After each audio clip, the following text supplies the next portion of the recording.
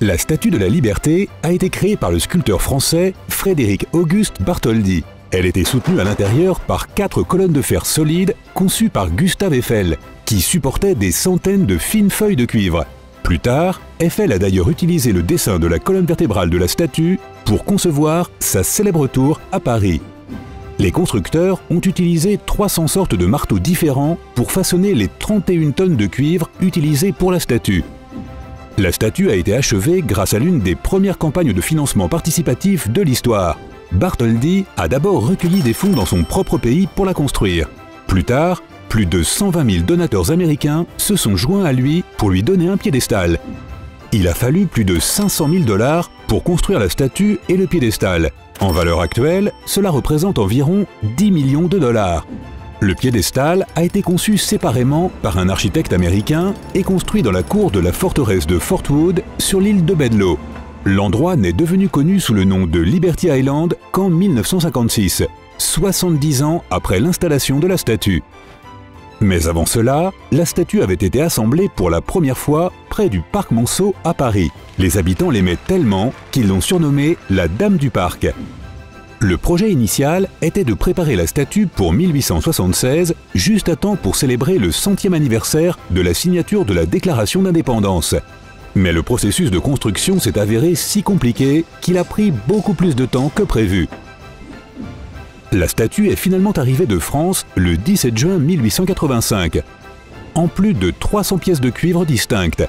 Elles ont été emballées dans 214 caisses sur le navire français Isère. Pendant la traversée, le navire a été pris dans une terrible tempête et a failli couler. La statue aurait pu se retrouver à Baltimore, Boston, San Francisco ou Philadelphie. La ville de New York n'avait pas assez d'argent pour payer le piédestal, et chacune de ces villes était prête à payer pour l'ensemble de la construction, à condition de pouvoir la garder. Le bras de la statue a été exposé séparément dans le Madison Square Park pendant 6 ans, pour attirer l'attention sur ces problèmes de financement jusqu'à ce qu'ils soient résolus. Mais avant même qu'elle n'arrive aux États-Unis, la tête avait été exposée à l'Exposition universelle de Paris pour collecter des fonds pour le projet. Un célèbre sonnet d'Emma Lazarus, intitulé « Le nouveau colosse », a été placé sur une plaque à l'intérieur de la statue. Il a été écrit en 1883 dans le cadre de la campagne de collecte de fonds. Il compare la statue à l'ancien colosse grec de Rhodes et dit qu'elle est là pour protéger tous ceux qui ont besoin de son aide. Au moment où la construction s'est achevée, en 1886, la statue était la plus haute construction en fer du monde. Mais à peine 3 ans plus tard, la Tour Eiffel lui a repris ce titre, qu'elle détient depuis toujours aujourd'hui. Pendant 16 ans, la statue a été le premier phare des États-Unis à fonctionner à l'électricité. La lumière sortait de la torche. Elle avait également un gardien de phare. Mais le gouvernement ne voulait pas le payer et le conseil du phare a réalisé que cela ne valait pas la peine. La carrière de la statue en tant que phare a donc pris fin en 1902. Des familles entières ont vécu à Fort Wood sur Liberty Island du 19e siècle jusqu'au milieu des années 1930. Les enfants qui y ont grandi s'amusaient à lâcher des balles de baseball depuis la couronne de la statue. Le fort fait maintenant partie du piédestal. En 1983, le magicien David Copperfield a fait disparaître la statue devant la foule.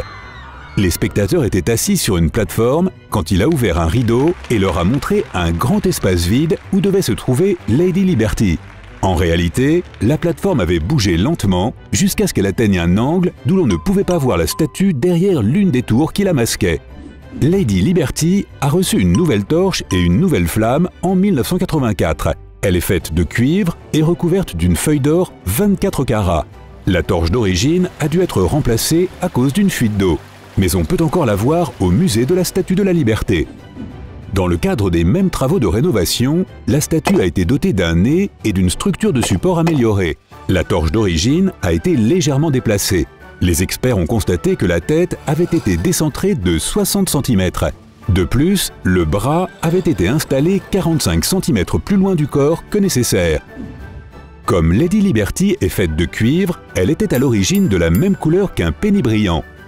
Si l'on rassemblait tout ce cuivre, cela suffirait à fabriquer 30 millions de pièces. Au fil des décennies, une réaction chimique entre le cuivre et l'air a fait virer la statue au vert. Mais à l'époque, elle était à moitié marron et à moitié verte. La Dame du Port est aussi haute qu'un immeuble de 22 étages. Son visage est aussi long qu'un grand lit double et ses mains sont 2 fois plus grandes.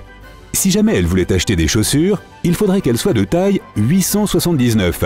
Sa taille est aussi longue qu'un bus à 2 étages et elle est environ 5 fois plus lourde qu'un T-Rex. Comme elle est si grande et faite de cuivre, la statue est souvent frappée par la foudre. Heureusement, sa base massive en béton et en granit la maintient à la terre et la protège des 600 impacts de foudre qu'elle subit annuellement. Il est pratiquement impossible de le voir lors d'une visite, mais Lady Liberty est debout sur une chaîne et une manille qui sont brisées et qui symbolisent la liberté. Bartholdi pensait d'abord mettre des chaînes dans l'une des mains de la statue, mais il a fini par lui donner une tablette de pierre à la place. Les pointes au-dessus de la tête de la statue sont des rayons de soleil et la couronne est censée être un halo. Elle comporte 7 pics pour les 7 océans et les 7 continents du monde. Les pics originaux ont rouillé, donc ce que l'on voit aujourd'hui a été ajouté ultérieurement. Le piédestal abrite désormais un musée où l'on peut tout apprendre sur l'histoire de la statue. De là, on peut monter un étroit escalier métallique de 354 marches jusqu'à la couronne. Il est si petit qu'il ne peut accueillir que 10 personnes à la fois, mais il possède un nombre impressionnant de 25 fenêtres. En été, la couronne de la statue devient un foyer temporaire pour les faucons pèlerins. En hiver, on y voit souvent des hiboux. Bien qu'elle soit une statue, Lady Liberty ne reste pas toujours immobile.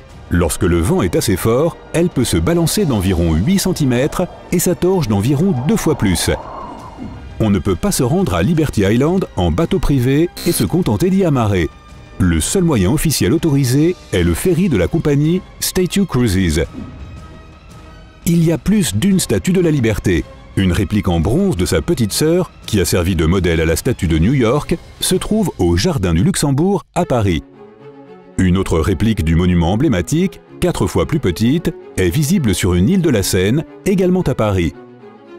Et il existe une copie grandeur nature, recouverte de feuilles d'or, de la Torche de la Liberté, à l'entrée du tunnel du pont de l'Alma. Des personnes du monde entier ont parrainé ce monument en tant que symbole de l'amitié entre la France et les États-Unis. En fait, il existe des dizaines de copies de cette célèbre statue dans le monde entier. Les derniers résidents officiels de Liberty Island étaient la famille du surintendant de la statue. Ils étaient logés gratuitement sur Liberty Island jusqu'à ce que leur maison soit endommagée par un ouragan en 2012. Si tu as appris quelque chose de nouveau aujourd'hui, alors mets un like à cette vidéo et partage-la avec un ami. Et voici d'autres vidéos que tu devrais apprécier. Il te suffit de cliquer à gauche ou à droite et de rester du côté sympa de la vie.